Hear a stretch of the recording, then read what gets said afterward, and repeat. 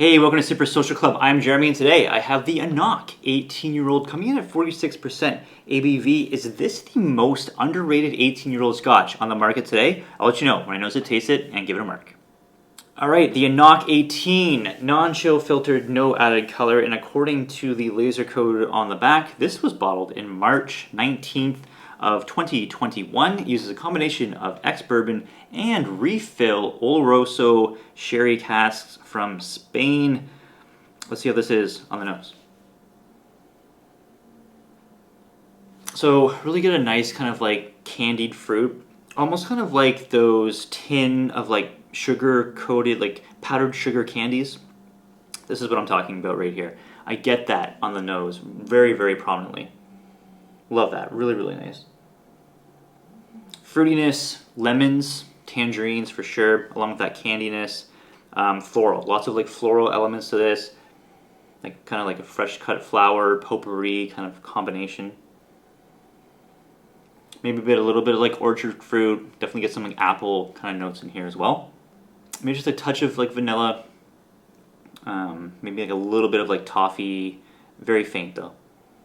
But a good combination, a good balance of like sweetness with fruit.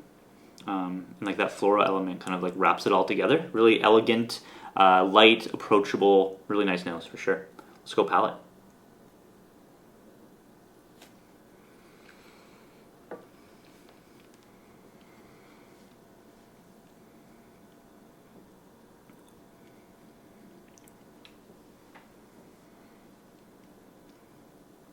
Really nice on the palate. I get a combination of some very kind of mild chocolate notes, kind of like a chocolate milk chocolate kind of combination. It's kind of like a more like a creamy kind of style of chocolate.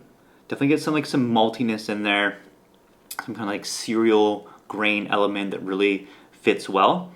Some sweetness, honey, again that kind of lemon, tangerine kind of note kind of carries over. Get like a salted caramel, a little bit of kind of like mild spiciness to it. Kind of hard to track down what the spice I'm getting. It's kind of faint, it's in the background, but it's kind of like complements the other flavors pretty well. I get this kind of like saltiness, briny kind of note. It's kind of interesting to pick up in a whiskey like this. Usually that note is reserved for stuff from different regions, but this one kind of works well. Again, quite kind of lighter in profile, but well balanced and just like very elegant and delicious. Kind of get this like little tangy sharpness on the finish. Not really sure what that is.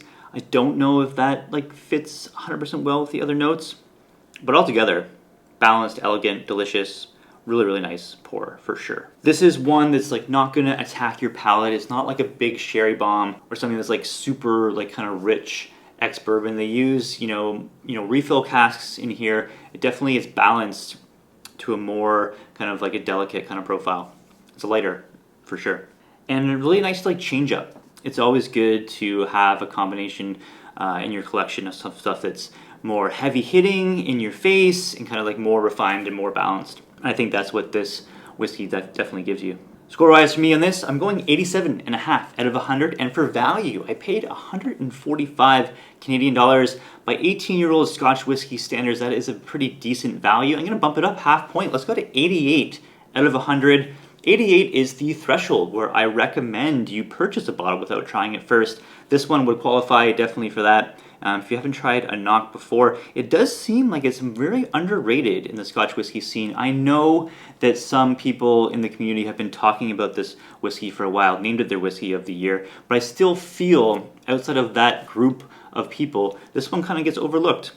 More so when you have, the big name 18-year-olds that have been out there and established for a long time. This one seems to be on the back burner, but more approaching the mainstream nowadays, especially as, the review scene has become much, much more popular and people are looking for bottles that are bottled like this, 46% ABV, non-chill filtered, no added color, that more craft style presentation, and for still a very decent value. With the way the whiskey market is and how much stuff is going for these days, you always need to reach out and look beyond to find gems like this one that you can still get for a good value and get good quality whiskey.